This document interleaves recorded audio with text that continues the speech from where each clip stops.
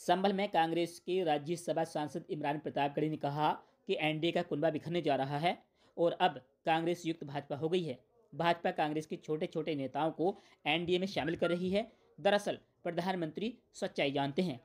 संभल पहुंचे कांग्रेसी नेता इमरान प्रतापगढ़ी ने प्रधानमंत्री के 400 पार के दावे को एक जुमला बताया है और हमला किया है। उन्होंने इसे 25 लाख वाले जुमले की तरह बताया। दरअसल वो सपा सांसद डॉक्टर शफीकुर रहमान वर्क के निधन पर उनके घर शोक संवेदना व्यक्त करने पहुंचे थे। इमरान प्रतापगढ़ी ने कहा कि प्रधानमंत्री इस समय डरे हुए हैं, इसलिए वो 400 के पार का नारा दे रहे हैं।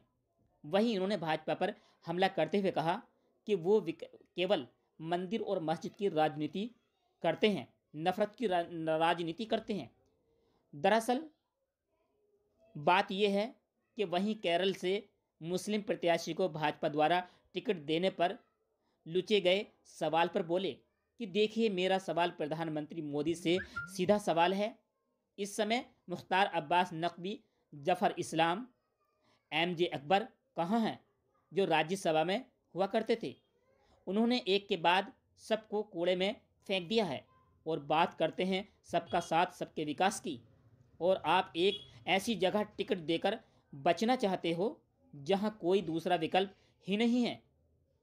और जहां तक यूपी में 13,000 मदरसे बंद करने की बात है, तो ये इनका चुनावी स्टंट है।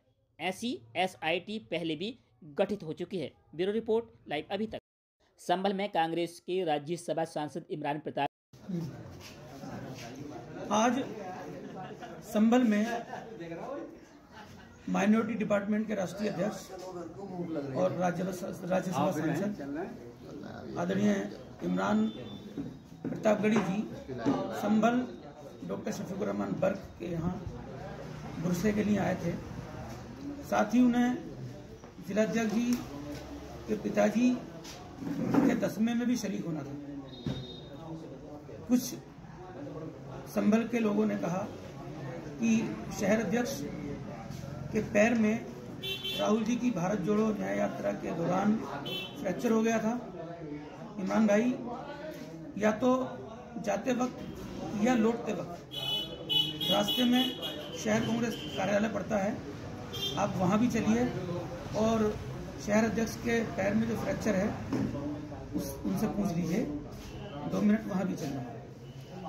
इमरान भाई ने कहा ठीक है, लेकिन इमरान भाई के साथ गाड़ी में बैठे हुए कुछ लोगों ने गड़बड़ की या क्या हुआ, ये या तो इमरान भाई जानते हैं या फिर उनके साथ के लोग।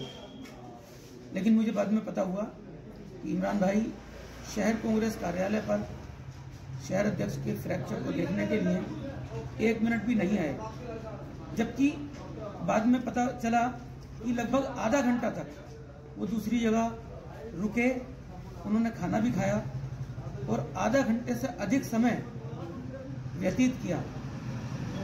इस बात का शहर कांग्रेस कमेटी के सभी पदाधिकारियों को और सभी कार्यकर्ताओं को दुख है कि आधा घंटा इमरान भाई खाने में दे सकते हैं, तो 2 मिनट उन्हें शहर कांग्रेस कार्यालय पर भी शहर अध्यक्ष के फ्रैक्चर के लिए देने चाहिए।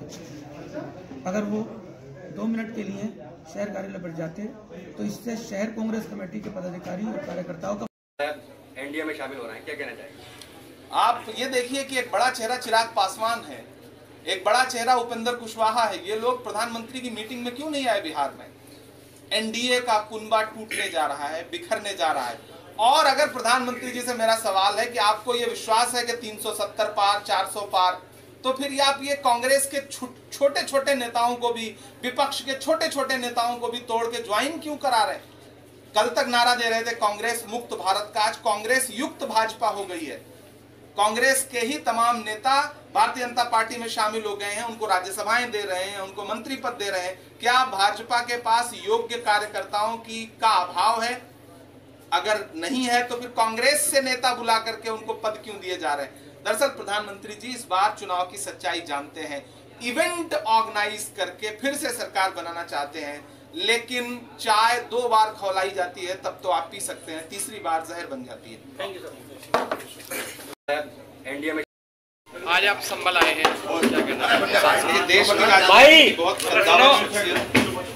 शफीकुर रहमान बर्क साहब जिनका पिछले दिन इंतकाल हुआ, समाज के लिए, सियासत के लिए, मिल्लत के लिए उनका जो कंट्रीब्यूशन है बहुत बड़ा है और मेरा व्यक्तिगत तौर पर भी उनसे बहुत लगाव था, चूँकि वो सियासतदान के साथ साथ एक अच्छे अदीब भी थे, एक अच्छे लिटरेरी इंसान थे, तो उनसे उस निस्बत से भी मेरा रिश्ता था। तो आज उनके घर ताज़ियत में आया, उनके परिवार के साथ इस गम में खड़ा होने के लिए आया हूँ और हमारे साथी ज़ियाउर रहमान साहब जो असेंबली के मेंबर भी हैं, उनसे मिल के, परिवार से मिल करके अपने दिल के जज्बात उनसे साझा किया और उनके गम को बांटने की कोशिश की। जी, बाकी आपके आज के मौके पे कोई सियासी सवाल का जवाब देना यहाँ पे इस जगह पे बहुत मुनासिब नहीं होगा। आप कुछ वैसे सवाल पूछना चाहें तो आपका सवाल। फिर भी हालात ऐसे, क्योंकि इलेक्शन ऊपर है, आने वाले चुनाव को देखते हुए किस तरह से आप, जिस तरह मायावती और उनका सोनिया गांधी का 19 तारीख को सुनाया, चर्चाएं चली 9 तारीख में मिलने की, 9 तारीख को क्या कहना है सर एक बार? देखिए, ये चर्चाएं हमने भी आप ही से सुनी है। बाकी इंडिया अलायंस अपनी पूरी रणनीति ज़मीन पर उतारने के लिए लगातार काम कर रहा है। हमारे ख़ासतौर से कांग्रेस पार्टी के सीईसी की बैठकें चल रही हैं, हमारे प्रत्याशी फाइनल हो रहे हैं और उत्तर प्रदेश में अखिलेश जी भी लगातार धरातल पर मेहनत कर रहे हैं। तो उत्तर प्रदेश में ख़ासतौर से, चूँकि मैं उत्तर प्रदेश में बैठा हूँ इस समय, इंडिया गठबंधन बहुत मजबूती के साथ चुनाव लड़ेगा और प्रधानमंत्री जी का जो 400 नारे का जो जुमला है वो सिर्फ जुमला है, उसी तरह जैसे 15 लाख का जुमला था। 400 पार का नारा प्रधानमंत्री जी इसलिए दे रहे हैं क्योंकि प्रधानमंत्री जी दरअसल खुद डरे हुए हैं। भारतीय जनता पार्टी का जो इंटरनल सर्वे है उसमें भारतीय जनता पार्टी की सरकार नहीं बन रही है, ये बात भाजपा के अंदर खाने सारे लोग समझते हैं। इसीलिए एक जुमला उछाला है उन्होंने, जमीन पर इस देश का युवा, इस देश का नौजवान, इस देश का बेरोजगार, इस देश की महिलाएं, इस देश के पिछड़े, इस देश के अल्पसंख्यक, इस देश के दलित बहुत परेशान है। इस सरकार ने पिछले 10 साल में विकास के नाम पर सिर्फ कोरी बकवासबाजी की है, जुमलेबाजी की है, उसके अलावा कुछ भी नहीं। महंगाई आसमान को छू रही है। तो भाजपा इस बात को समझ रही है, उसके आंतरिक सर्वे उसे ये बता रहे हैं। तो इंडिया अलायंस बहुत मजबूती के साथ आने वाले दिनों में इस देश में सरकार बनाने जा रहा है और उत्तर प्रदेश उसमें निर्णायक भूमिका अदा करेगा। अखिलेश यादव जी, राहुल गांधी जी जब अभी यात्रा में साथ हुए तो जनता का जो उत्साह रहा वो भी ये बात प्रदर्शित करता है और बिहार की रैली में जिस तरह से पूरा गठबंधन एकजुट नजर आया और लाखों लोग, 10 लाख से ज्यादा की भीड़ मीडिया की रिपोर्ट में, उसने सारे समीकरण बदल दिए हैं और मुझे पूरा विश्वास है कि नॉर्थ इंडिया भी इंडिया अलायंस को प्रचंड बहुमत देगा। इमरान साहब, क्या प्रियंका गांधी चुनाव लड़ेंगी? क्या है युवा न्याय घोषणा पत्र क्या है?